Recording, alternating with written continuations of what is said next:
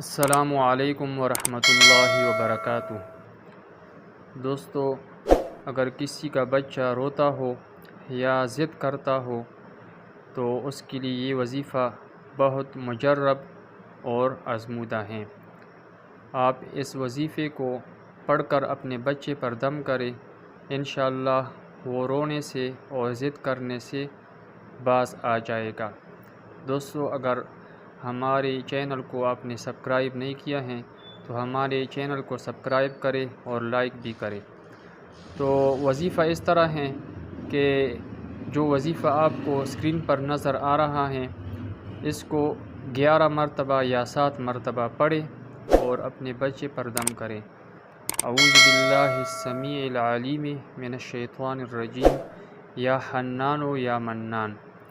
اعوذ باللہ السمیع العلیم من الشیطان الرجیم یا حنان یا منان۔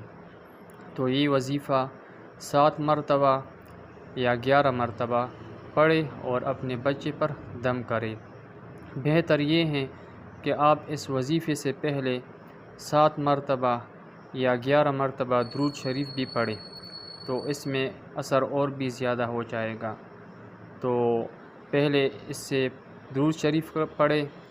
جو درود شریف آپ نماز میں پڑھتے ہیں وہ درود شریف آپ پڑھیں۔ اللہم صلی علی محمد وعلی آل محمد کما صلیت علی ابراہیم وعلی آل ابراہیم انک حمید مجید۔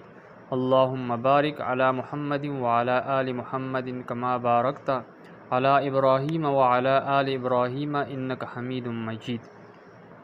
یہ درود شریف پڑھیں، پھر اس کے بعد یہ وظیفہ کریں 7 مرتبہ یا 11 مرتبہ۔ اعوذ باللہ السمیع العلیم من الشیطان الرجیم یا حنان یا منان۔ توجہ کے ساتھ یاد کریں کہ زبر زیر میں غلطی نہ ہو جائے۔ پھر آخر میں پھر درود شریف پڑھیں اور اپنے بچے پر دم کریں۔